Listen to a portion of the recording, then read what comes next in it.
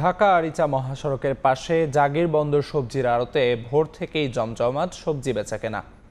এ বিষয়ে আরো জানাতে জাগির বন্দর সবজির আড়তে আছেন রিপোর্টার মোহাম্মদ ইউসুফ আলী। সরাসরি যাচ্ছি তার কাছে।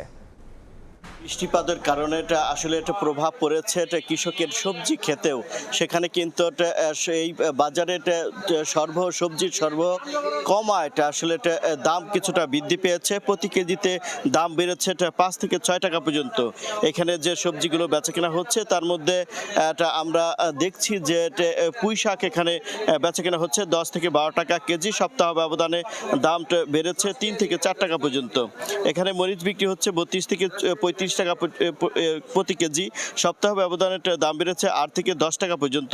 আমরাটা এখানে যদিও পাল্লায় বিক্রি হচ্ছে, এটা পাইকারি, আমরা সেটা কেজিতে বলার চেষ্টা করছি।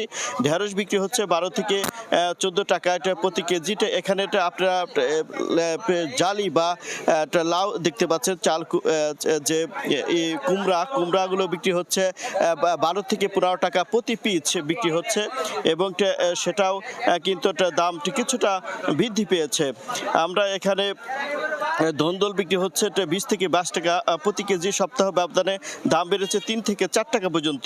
শশা এর দাম একটু শশা বিক্রি হচ্ছে এখানে 8 থেকে 9 টাকা প্রতি কেজি। দাম কমেছে সপ্তাহ ব্যবধানে 5 থেকে 6 টাকা পর্যন্ত। পটল বিক্রি হচ্ছে এখানে 18 থেকে 20 টাকা কেজি। সপ্তাহ ব্যবধানে দাম কমেছে 3 থেকে 4 টাকা পর্যন্ত। এছাড়া মিষ্টি লাউ বিক্রি হচ্ছে 10 থেকে 12 টাকা প্রতি কেজি। সপ্তাহ ব্যবধানে দাম কমেছে 5 থেকে 6 টাকা পর্যন্ত। পেঁয়াজ বিক্রি হচ্ছে 45 থেকে 46 টাকা প্রতি কেজি। সপ্তাহ ব্যবধানে দাম কমেছে 2 থেকে 3 টাকা পর্যন্ত।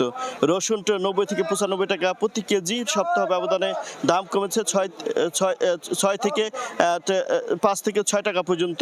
বেগুনটা এখানে বিক্রি হচ্ছে 36 থেকে 38 টাকা প্রতি কেজি। সপ্তাহ ব্যবধানে দাম কমেছে 8 থেকে 10 টাকা পর্যন্ত। লতি এখানে বিক্রি হচ্ছে 30 থেকে 32 টাকা প্রতি কেজি। সপ্তাহ ব্যবধানে এই লতির দাম স্থিতিশীল রয়েছে। এখানে যে সবজিগুলো রয়েছে, সবজিগুলোর আমরা কৃষকদের সাথে কথা বলেছি। কৃষকরা বলছে যেহেতু দুদিন টানা বৃষ্টিপাতের কারণে তারা সবজি ক্ষেত থেকে সংগ্রহ করতে আসলে সমস্যা হচ্ছে। কাদা রয়েছে, নরম রয়েছে, যার জন্য কিন্তু এই দামটি বৃদ্ধি পেয়েছে। এবং কি এখানে আমরা যারা আড়তদার রয়েছে তাদের সাথে কথা বলেছি, তারা বলছে 2-1 দিনের মধ্যে এটা আবার সবজির দাম স্থিতিশীল হয়ে যাবে। এই ছিল আমার কাছে জাগির সবজি আড়ত থেকে সর্বশেষ তথ্য। জাগির বন্দর সবজির আড়ত থেকে সবশেষ জানাচ্ছিলেন সহকর্মী ইউসুফ আলী।